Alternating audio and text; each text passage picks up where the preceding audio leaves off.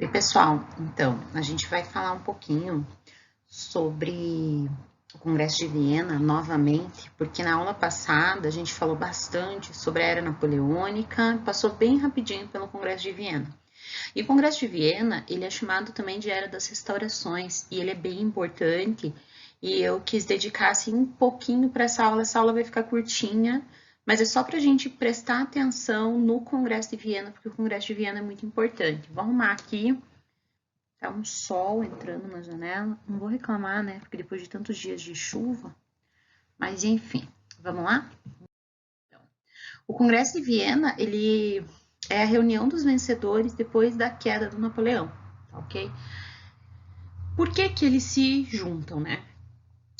Eles querem voltar ao absolutismo, porque vocês lembram que o Napoleão, ele leva os ideais da Revolução Francesa para além da França, né? Ele vai disseminando isso para toda a Europa.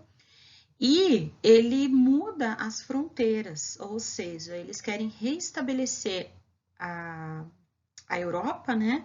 Refazer o mapa político da Europa e querem, então, voltar ao antigo regime, sociedade estamental, né? Com clero, nobreza e sociedade. E eles também querem fazer uma coisa que é a restauração do absolutismo, ou seja, eles querem restaurar o poder da nobreza, tá? Principalmente dos reis. E, de novo, acabar com essa ideia de três poderes, de divisão de poderes e tal, eles querem voltar ao absolutismo. Porém, eles vão esbarrar em algumas coisas. Por exemplo, a questão da legitimidade, porque os reis que teriam direito legítimo, né, aos tronos e aos territórios perdidos, fica sendo um grande problema. Lembrem-se que dentro da Revolução Francesa, e à medida que ela vai passando, né, nos outros países, eles começam a matar os nobres, tá? Então, você tem famílias inteiras que são mortas nessas revoltas. E o que eles vão fazer? Eles têm que refazer as árvores genealógicas e nessas árvores genealógicas ver quem tem direito de assumir o trono.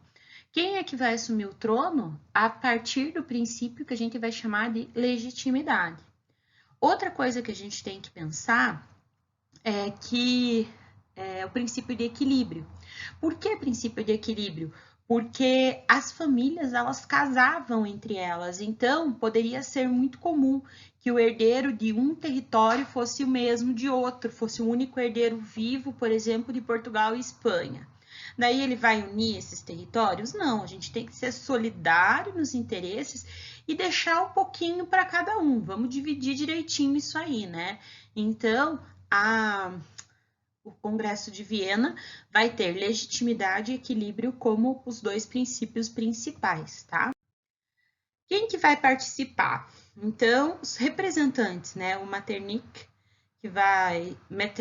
que é o representante da Áustria, o Alexandre I da Rússia, o Guilherme III da Prússia e o ministro, tá? Chamado Talleyrand da França.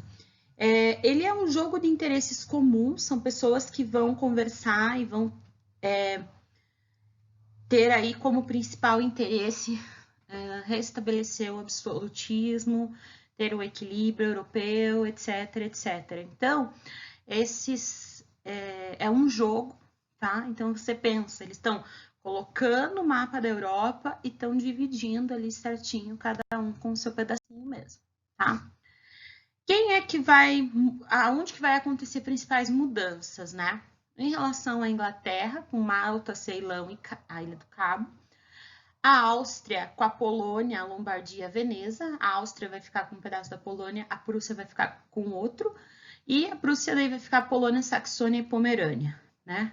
Então, vocês vão ver que vai ter principal mudança, tirando ali a questão da Lombardia e Veneza, que são na Península Itálica, Polônia, Saxônia, Pomerânia ficam no leste europeu, Malta, Ceilão também. Tá? Então, já para vocês terem ideia de como que era a Europa e como que vai ficar depois do Congresso de Viena, então, com essa nova divisão, tá? Então, dá para ter ideia.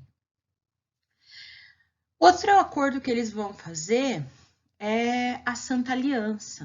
A Santa Aliança é a formação de um exército internacional. Como é a ONU hoje em dia, né? Vocês sabem que a ONU é um exército internacional que tem ali Organização das Nações Unidas, a ideia é preservar a paz contra a ameaça nuclear e tal.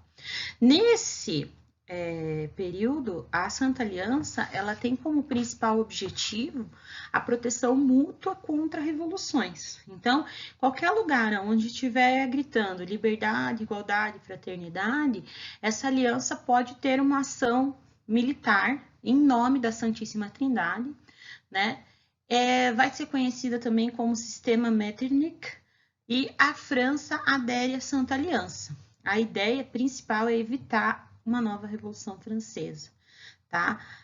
O próprio Napoleão tinha medo de uma nova Revolução Francesa, por isso que faz uma reforma nas ruas de Paris, tiram os becos, deixam as ruas mais amplas, que consiga passar cavalaria, que você consegue passar um exército pela rua, né?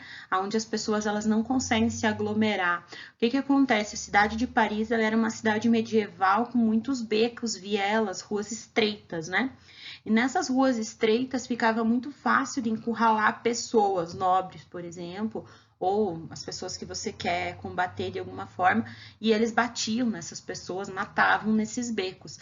E a reforma na cidade, essa reforma urbana, ela funcionou principalmente para acabar com essas vielas onde você ia fazer os protestos, onde era fácil fechar uma rua, onde era fácil encurralar alguém.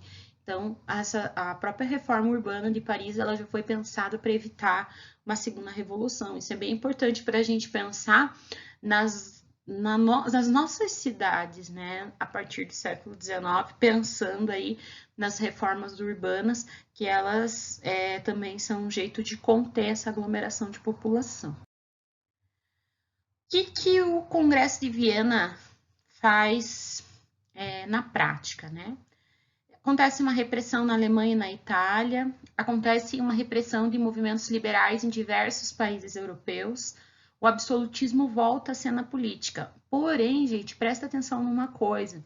Aquela sementinha do pensamento liberal, aquela sementinha do pensamento liberal político e econômico, tá? Porque aqui o mais importante vai ser o pensamento liberal econômico que vai querer estar voando aí com o apoio da burguesia, beleza?